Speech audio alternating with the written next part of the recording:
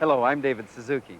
This is the first of a special series of 8 programs that examines our attitudes to nature and asks questions about the impact of our science and technology on both ourselves and the world we live in.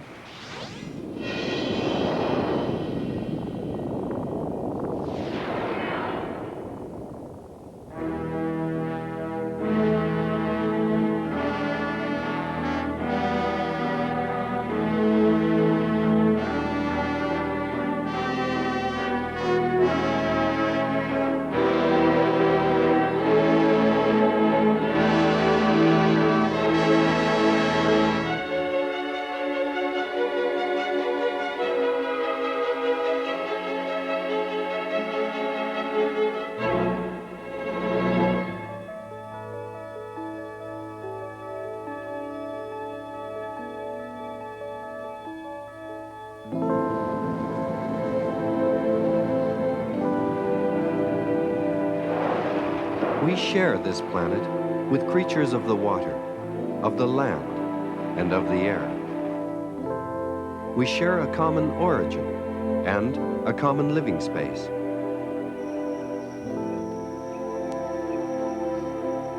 But one species has overwhelmed the Earth, the human species.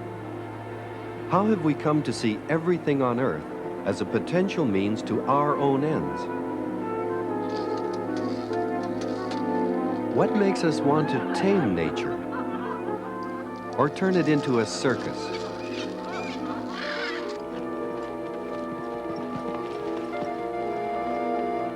Why do we feel the need to keep testing our mastery or to ritualize our fear of one of the few things still beyond our control? Our mortality. Each of the world's religions tries to extend human life beyond the earthly, life after death.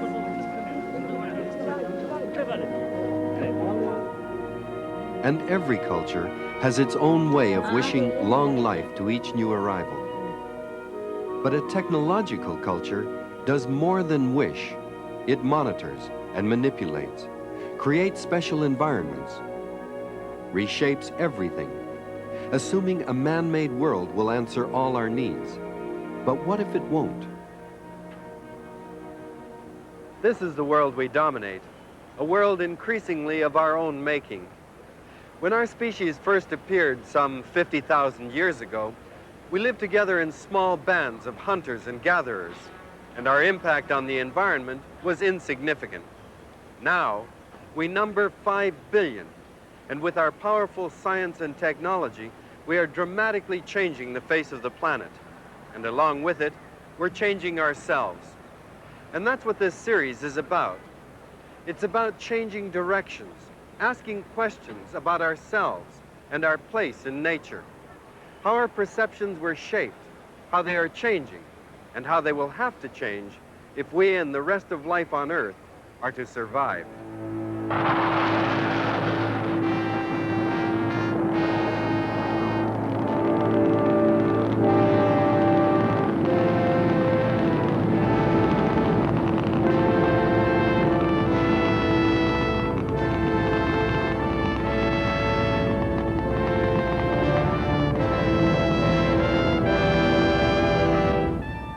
The more science reveals about how nature works, the more we use science to create technologies, harnessing nature, rebuilding the world to suit our own purposes.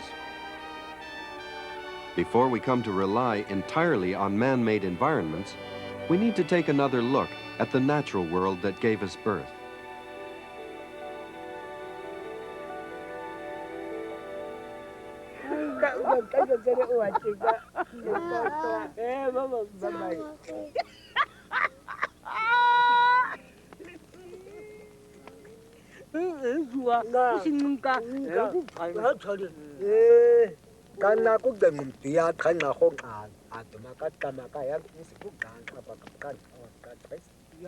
These are the San, an African people who have survived for generations in the hot and arid Kalahari Desert. What they fear is anything more powerful than they are. And how they see the world is tied to their lives as hunters and gatherers.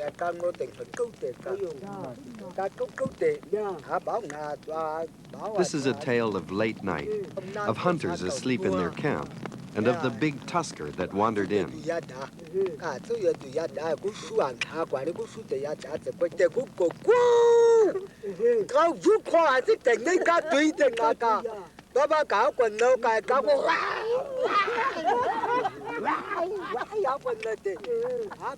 From these stories, the children of the San learn how they fit into their world, how to deal with it.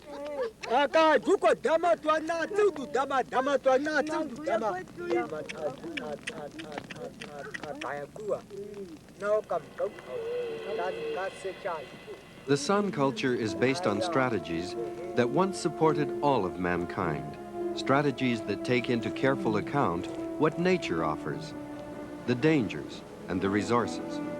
This is one worldview, one way of perceiving reality. The attitudes of the San suit the world they experience and bring them into harmony with the rest of nature.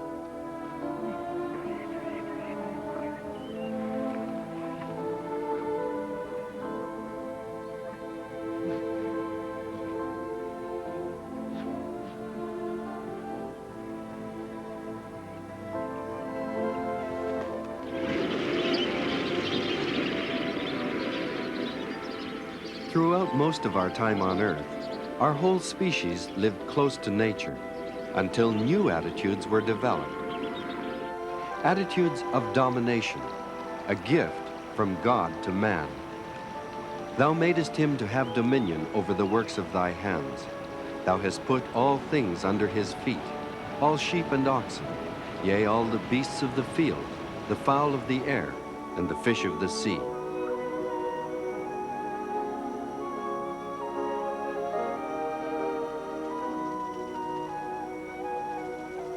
In Christian mythology, mankind is at the center, with nature merely the backdrop to the human drama of good and evil. And the supporting cast, though numerous, is of lesser account.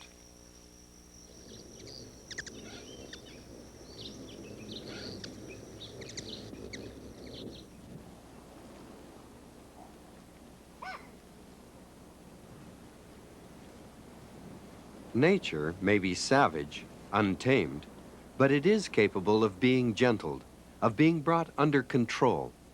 In this view, there's a touch of romance. The lion lying down with the lamb.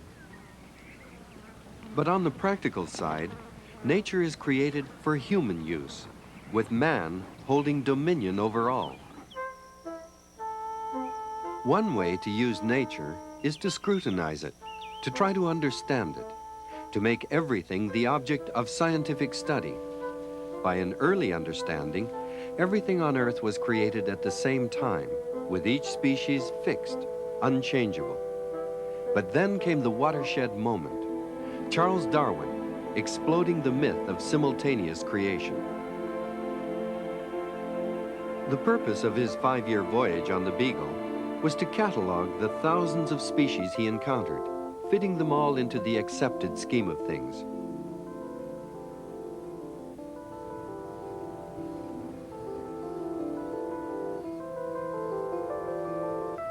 But then, he reached the Galapagos Islands off the Pacific coast of South America, and he found something that caused him to wonder.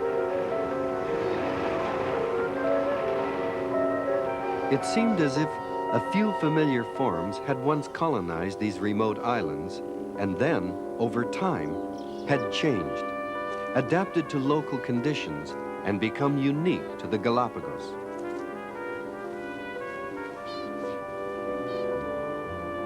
Were these the unchanging products of a single act of creation?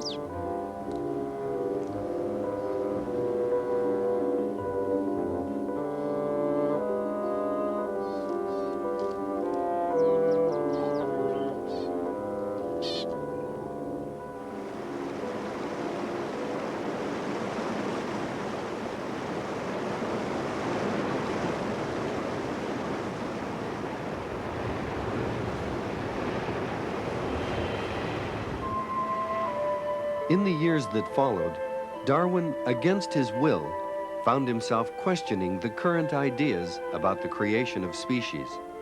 What he observed in the Galapagos suggested another way of explaining the tremendous diversity in nature.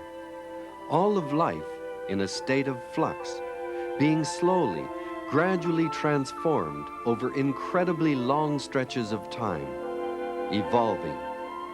One form emerging from another as naturally occurring changes were tested by time and a changing environment.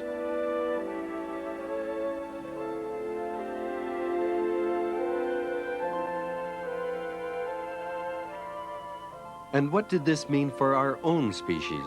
After finding so many anatomical similarities, Darwin eventually wrote, "Unless we willfully close our eyes, we may, with our present knowledge, approximately recognize our parentage, nor need we feel ashamed of it." Thus came the logical but unthinkable suggestion that we share a common ancestor with the very animals whose names had been the height of ridicule and derision. It was hard enough for Darwin to force himself to his inescapable conclusions, but for everyone else, it was an insult to man and to God. The church fought the idea in every way it could, causing Huxley to remark he'd rather have an ape for an ancestor than a bishop who was careless with the truth. One eminent lady remarked, "Descended from the apes? Let us hope it is not true. But if it is, let us hope it does not become widely known. Today it is widely known, but not fully understood." Richard Leakey of Kenya's National Museum. The perennial question is, when did man and the apes separate? It bothered Darwin 150 years ago. It's bothered many people ever since. It's one of the greatest difficulties with putting across evolution, this ancestry of the apes.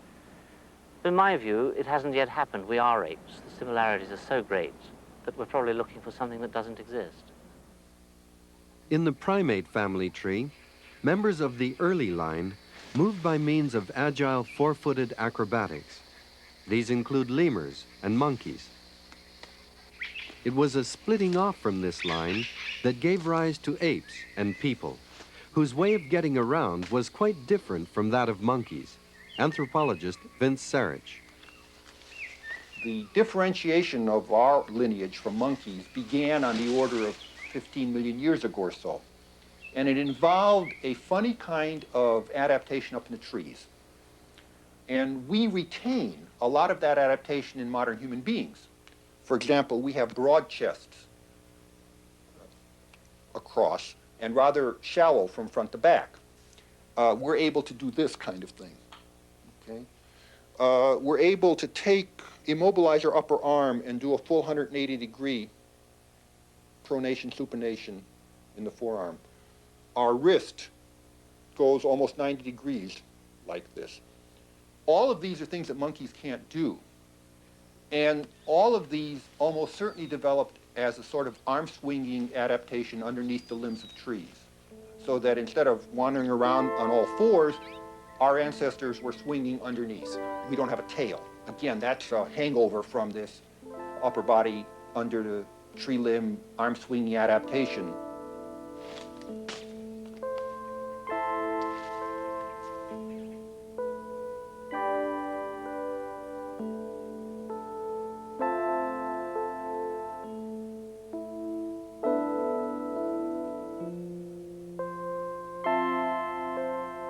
We can be as acrobatic as any other ape.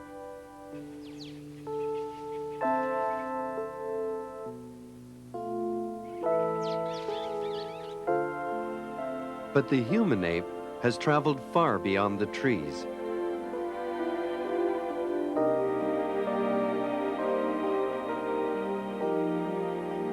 We can go to the moon and back and splash down in safety. We can build spaceships and, in a sense, time machines, devices that help us look back along the course of evolutionary history, much farther back than Darwin would have believed possible. Now, with all the sophistication of space-age science and technology, and the weight of everything that's been learned since Darwin's time, we are pursuing the mysteries of life down through the microscopic and beyond, constantly expanding our knowledge of how life is organized.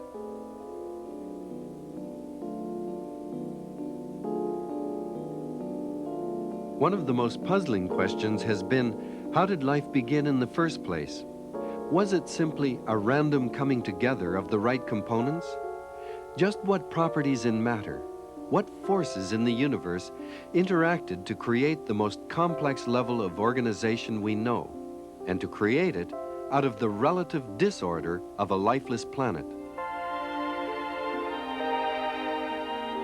Some possible answers are coming from a new branch of physics, one that's begun to examine the patterns created when energy and matter come together, from the whirl of spiral galaxies to the unexpected patterns that can be generated in a chemical reaction. In this experiment, the chemical energy of a reaction induces the appearance of a living organism. The molecules behave in a coherent fashion, as if they were sensitive to their neighbors, as if they had a memory and some means of communication. Nobel Prize winner Ilya Prigozhin sees a universal miracle in these unexpected properties, with inanimate matter apparently imitating life. Therefore, sensitivity, coherence, memory, they are all properties which we currently ascribed to life. And now we ascribe them also to matter. That is not that we have now a theory of life, but that we see that life is not, as many people believed, a struggle against the laws, a kind of miracle which has been produced, and life has tended to struggle to maintain itself against all enemies, you see. But on the contrary, life is expressing in a very deep way the structure of the universe. Darwin taught us that we are embedded in biological evolution. Modern physics puts us in an evolving universe. When energy flows through matter, chaos gives way to organization, whether in the spirals of the galaxies or in the molecular patterns of a chemical reaction. It's not so hard from this to imagine the beginnings of the most important molecule on Earth, the double helix of DNA, the living blueprint for every form of life we know. Now we can see all matter, living or not, as part of a single system of being, and evolution as a process involving everything that exists. Darwin's idea, followed back in time, down into the atom, out into space. A single idea helping to unify the sum total of our experience.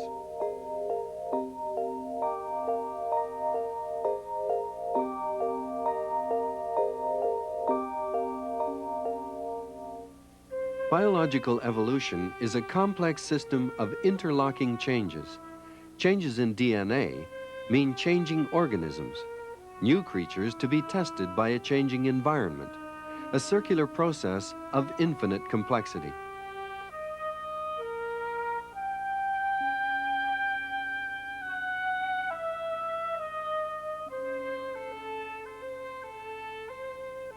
Each creature must fit into the intricate relationships that have evolved between species, and so too becomes an active agent in shaping its environment.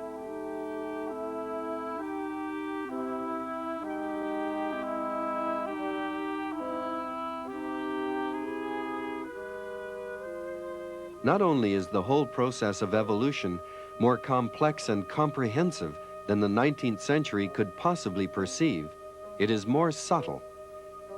Until recently, it was thought by most that evolution proceeded solely on the basis of fierce competition.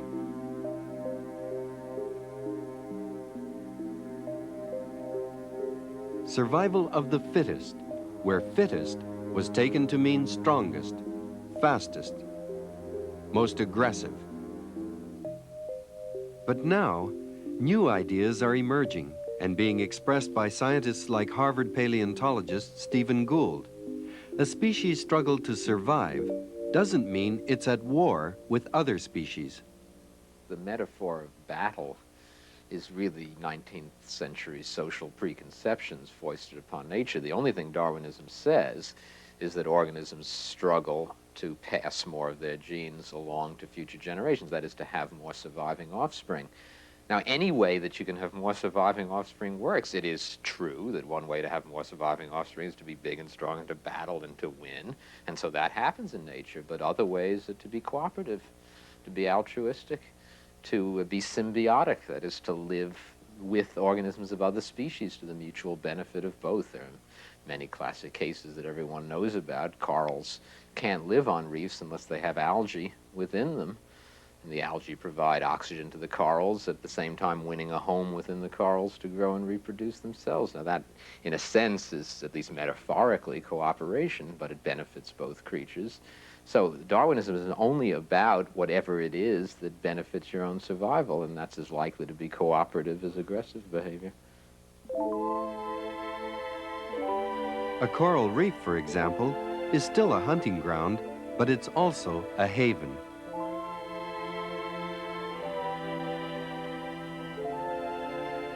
The crannies and canyons of living coral provide shelter to other species, protection from predators, a home base for huge numbers.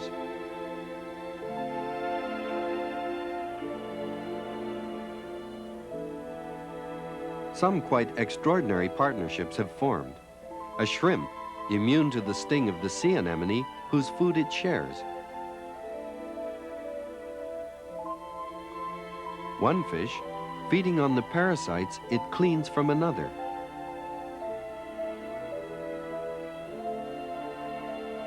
Success without aggression.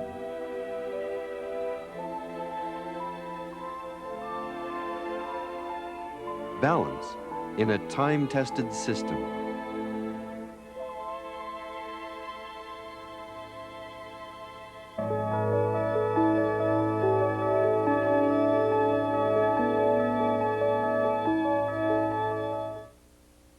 Modern science has discovered that evolution is far more complex than Darwin ever imagined. An intricate flux of changing but balanced relationships developing over immense periods of time. The deeper we probe, the more we find that survival is not just a fierce battle for resources. Survival depends on fitting into the overall system. But where do we fit in? Because of our unique power to grasp how nature works, and to some extent, to make it do what we want, we tend to see ourselves as separate from the rest of nature. But that same science that gives us the power of understanding and control also reveals that we are absolutely linked to all life on Earth through our common thread of DNA.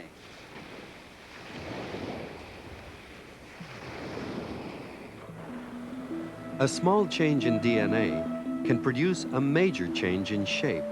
A modified genetic instruction can take a basic plan and simply play a variation. This shell evolved from a simple flat coil. A slight shift in building instructions and the coil becomes a pointed spiral.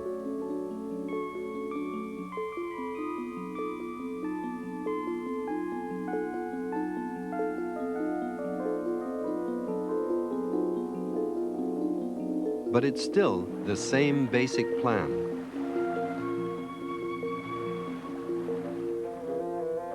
More complex creatures, too, share certain basic blueprints.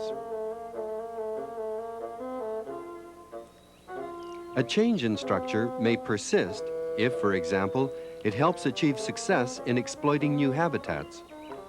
This is the mud skipper, a fish that can navigate for short distances on land. Its method of locomotion suggests an obvious relationship between a fin for swimming and a leg for walking.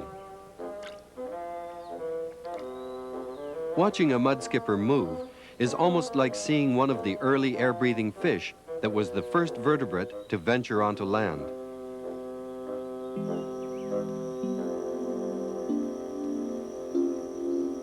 Frog DNA puts together a structure that's been repeated in many vertebrates, and the growth of all their embryonic bones is dependent on DNA, on events at the molecular level. The vertebrate limb is based on a standard sequence of bones, 1 joined to 2 and on to 5, and this pattern persists throughout the whole group. So, evolution tends to move through many steps, but only tinkering with what already exists, remodeling the same structures that can be adapted to life on the land, in the air, and in the water. The basic design of the original reptile limb was modified by millions of years of evolutionary change to become the lion's paw.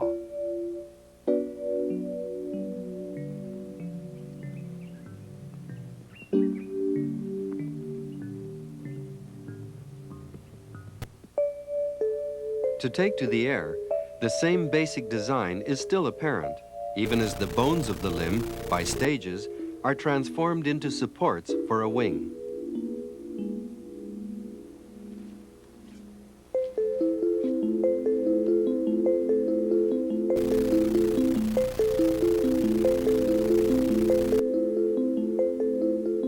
When mammals returned to the oceans, they took with them the same land-based limb, which in evolutionary stages became modified for swimming.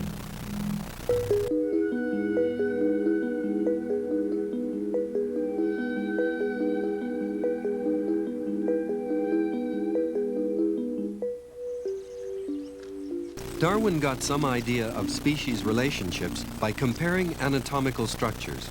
Today, scientists work out relationships between species by comparing the molecular structure of their DNA. Anthropologist Vince Sarich. Probably the single most surprising result to come out of the molecular work was that if you put humans, chimps, and gorillas in an evolutionary framework, you find out that they come from a single source, and that gorillas and chimpanzees and humans share the same common ancestor. Now that tells us a tremendous amount, because it tells us that what modern chimps and modern gorillas have in common, for example, knuckle walking, was almost certainly present in the ancestor as well, and that that ancestor was our ancestor. DNA's rate of change suggests that about 5 million years ago, this common ancestor gave rise to gorillas and chimps, and to a line of similar beings that began on all fours, but that were soon walking upright. This new mode of locomotion was to bring dramatic changes.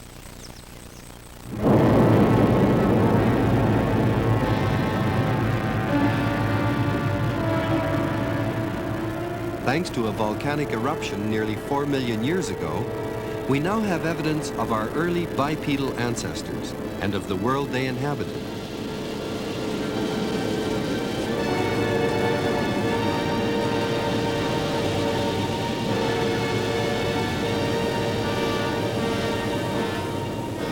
The volcano covered the ground with ash. Rain formed a kind of cement through which many creatures walked.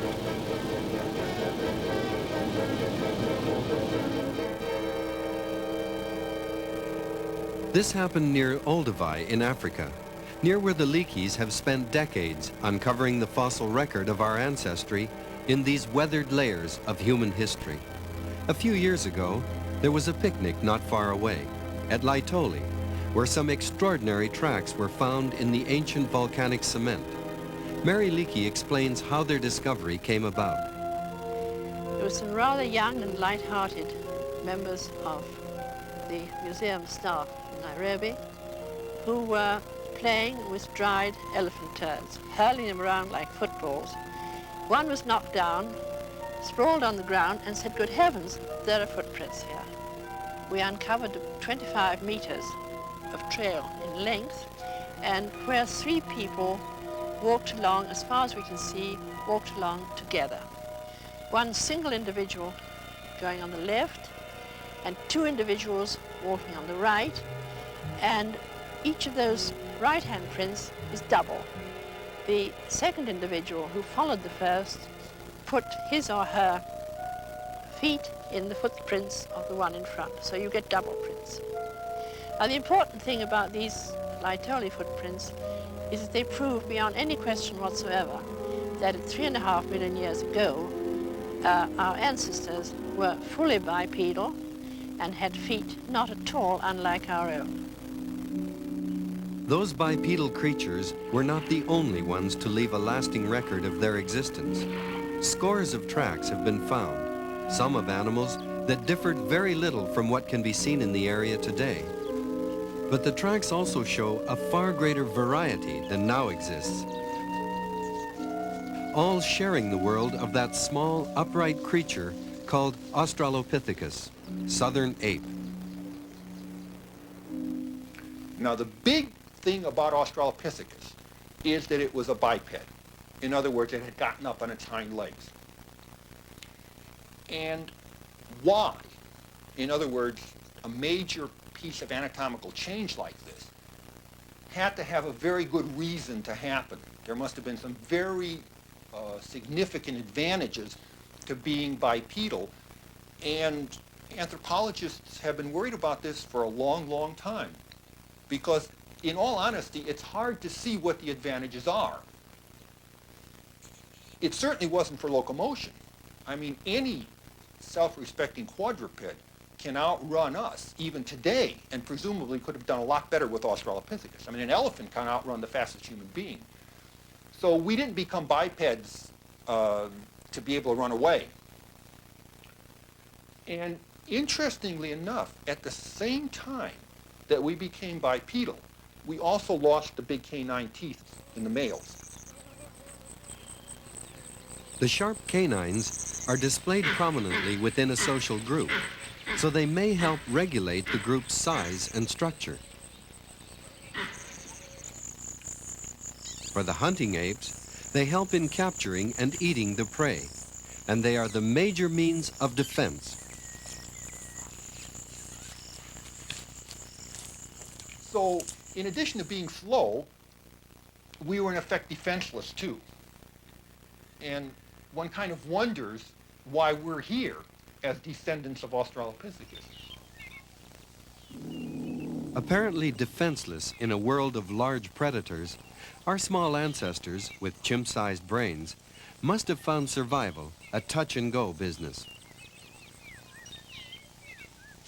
So much for the preordained dominance of mankind. With so many hazards to face, the line that produced humanity might well have died out early, along with so many other forms. But it survived. And so we have to believe then that whatever their precursors were doing with the big face and the big canine teeth, Australopithecus was doing with its hands and whatever it might have been carrying in its hands.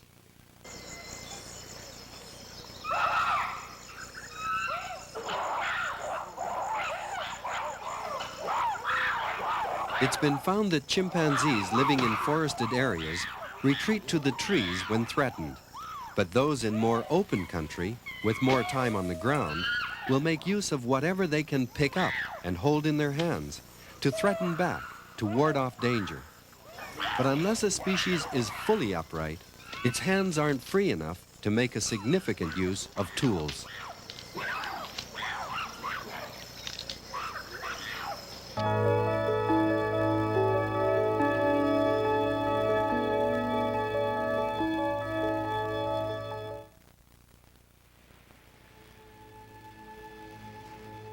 Australopithecus survived over 2 million years, as far as we know, without much change. But then came what may be the single most important step in our evolutionary history, a step away from every other species, the ability to make tools. This is part of the Rift Valley that cleaves the African continent from north to south. Because of great upheavals in the Earth's crust along this fault, fossilized bones that have been buried under successive layers of sediment over millions of years are now exposed. A fossil record of the past, laid bare by time and geologic forces. letting us know what kind of world our ancestors inhabited.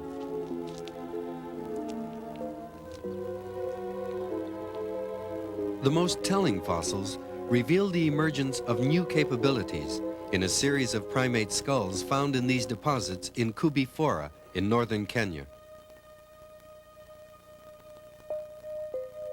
They tell the story of increasing brain size, increasing ability to exploit the environment through the use of stone tools.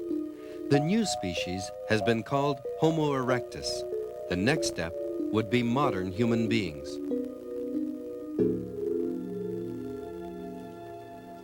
Here, on the former hunting grounds of Homo erectus, fossilized bones of hunted animals bear unmistakable traces of stone tools.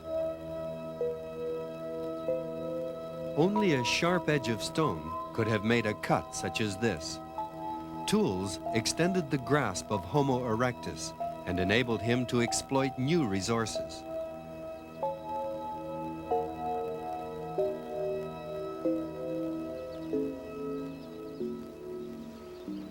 These stones and bones that are found together suggest that our ancestors at that time could not only make stone tools, but more importantly, they were bringing the spoils of the hunt to a central place to share them with others. They were developing a new social sense and probably a rudimentary language. Of course, just how and when is a matter of speculation, but it seems certain that alongside this stone tool technology, which lasted over 1.5 million years, we can see the first tenuous signs of a social and cultural animal, a creature that is becoming distinctly human. And so, humankind was born. We can trace our arrival by growth in brain size. Monkeys and chimps have brains that differ according to their body size. But about 2 million years ago, brain capacity began to grow out of proportion to body size, until finally, Homo sapiens sapiens arrived.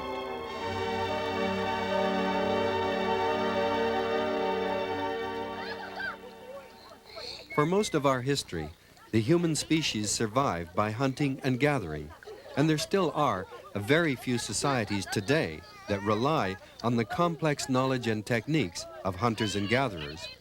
These people call themselves the San. They're also known as the Kung. Here, at the edge of the Kalahari Desert, conditions are demanding. Hot, dry summers, frigid winter nights, and unpredictable rainy seasons. Yet life has evolved to exploit this environment exquisitely. Any disruption in this delicate balance of plants and animals could mean the destruction of the entire ecosystem. The San people have developed a way of life that has enabled them to survive in equilibrium with this fragile environment for tens of thousands of years. Theirs is a testament to the resourcefulness and adaptability of the human species, and a cause for reflection for those of us in technologically advanced nations. The San are like most cultures that have flourished without domesticated plants and animals. The men do the hunting, and part of their technique depends on an insect grub. The insect feeds on one species of shrub, and then in the dry season, it burrows into the ground for its dormant stage, within a protective case. Now, the men collect as many larval capsules as they need. Nobody knows just how or when it was discovered that this particular grub is highly toxic, that its body fluids, in the bloodstream of a mammal, kill. This is the source of the poison the San hunters use to make their arrows lethal.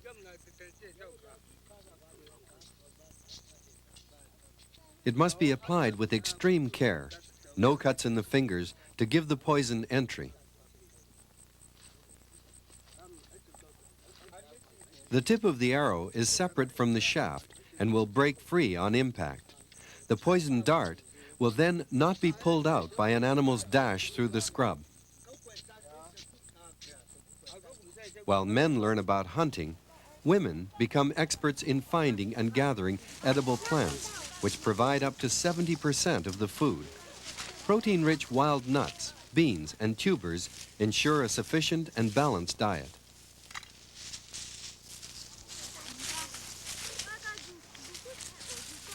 Experience gives these people an uncanny ability to zero in on exactly where to search for food.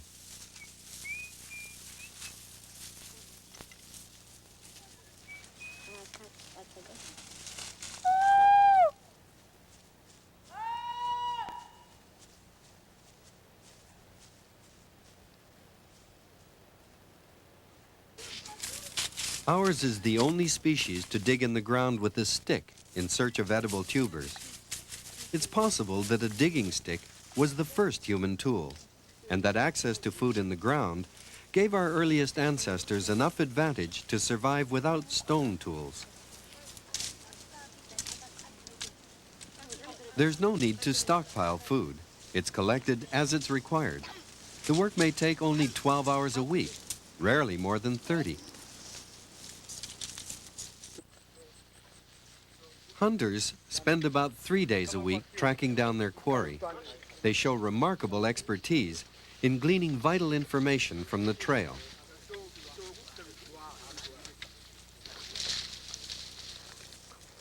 These men are following a kudu, and what the trail tells them comes from accumulated lore passed through the generations and from individual observation. It's part of their culture to be keen observers of wildlife.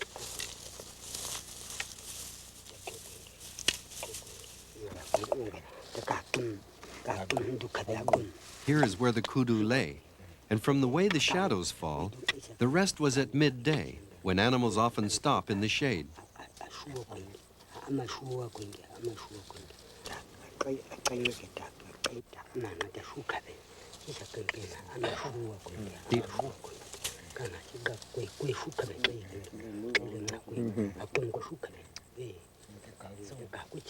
The impression of the body suggests a female. When she got up, she browsed a bit before moving off. The twigs are freshly nibbled. She was here just a short while ago. But the San are opportunists. The kudu trail is abandoned once a small steenbok is sighted.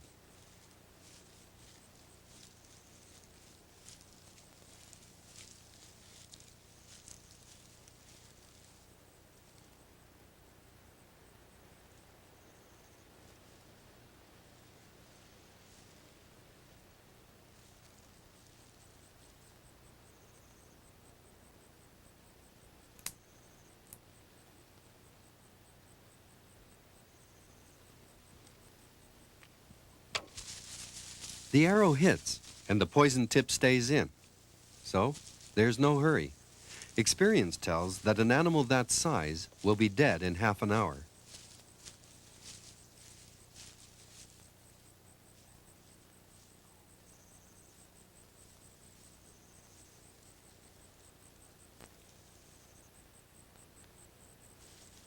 Any expert wants to check the results of his work. The hunter is interested in how much poison went in to refine estimates of how much to use. He reads the dosage by the depth of the arrowhead's penetration.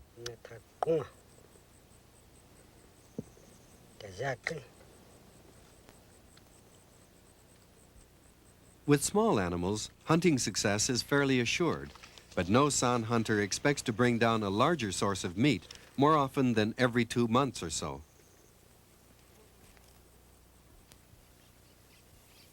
Now the meat will be taken back to camp and shared according to tradition.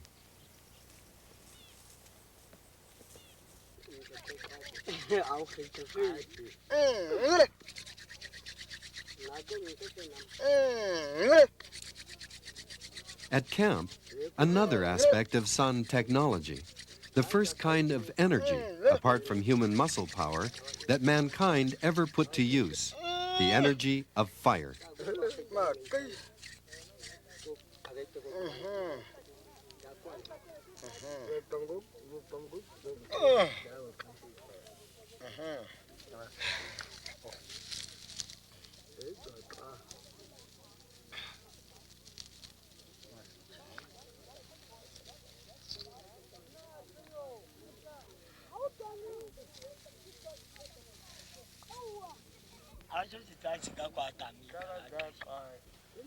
Until 10,000 years ago, when agriculture first appeared, hunting and gathering were the human mainstay.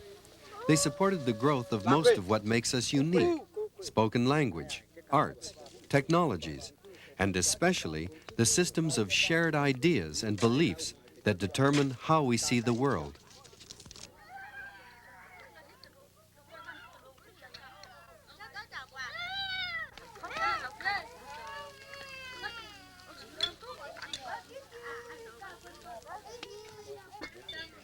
With the earth as their provider and storehouse, these small nomadic bands were so widely dispersed over the land, they could remain in balance with the world they lived in.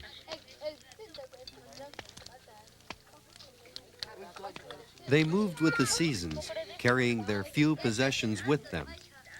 Most often, food was plentiful. Within the group, there was security and time for leisure.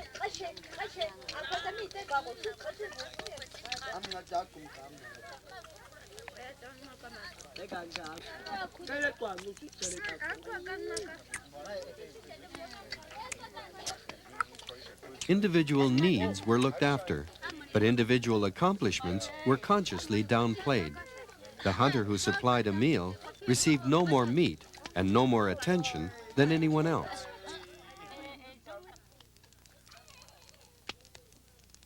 Heroes were avoided. The family and the tribe were all.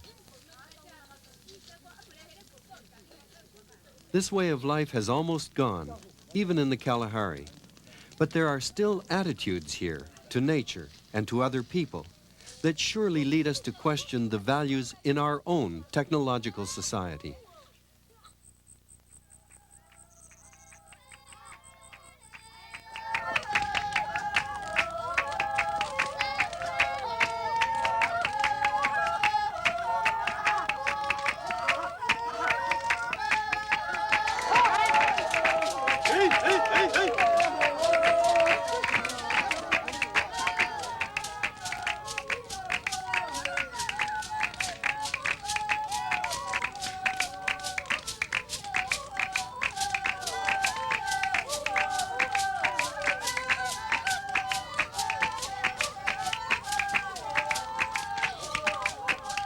All of humanity joins in a celebration of life. But our ways of celebrating differ widely. Our species has been subdivided by the evolution of many cultures, the accumulation of different sets of ideas and techniques passed from generation to generation, not in our genes, but in our learning. And every culture has its own framework of beliefs, its own perceptions of reality. Biologically, we are all the same, but we are worlds apart in our capacity to manipulate nature, in our ambition to be in control. If we have troubled dreams by the campfire, they are of our own making.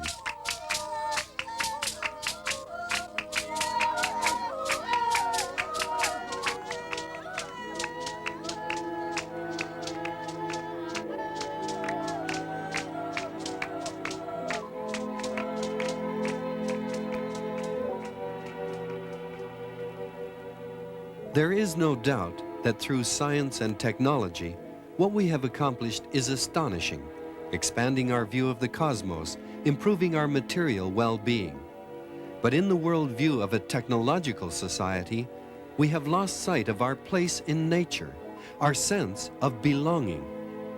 Can we find a way to shift our perceptions, to find a view that will encompass both our technical achievements and our ties with our planetary home?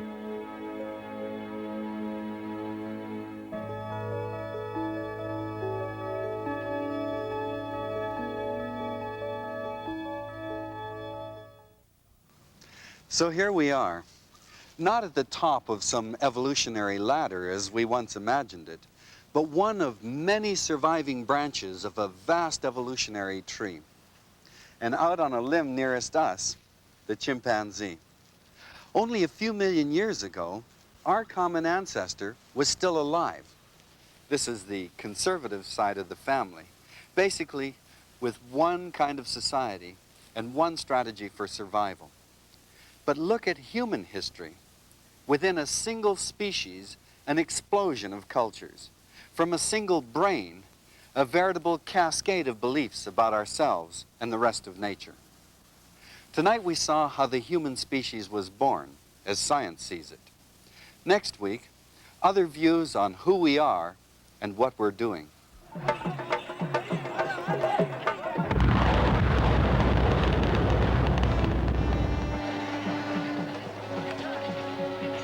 In The Mythmakers, we'll see how different cultures have tried to understand and influence human destiny, from the stories and rituals of myth to the birth of science and technology.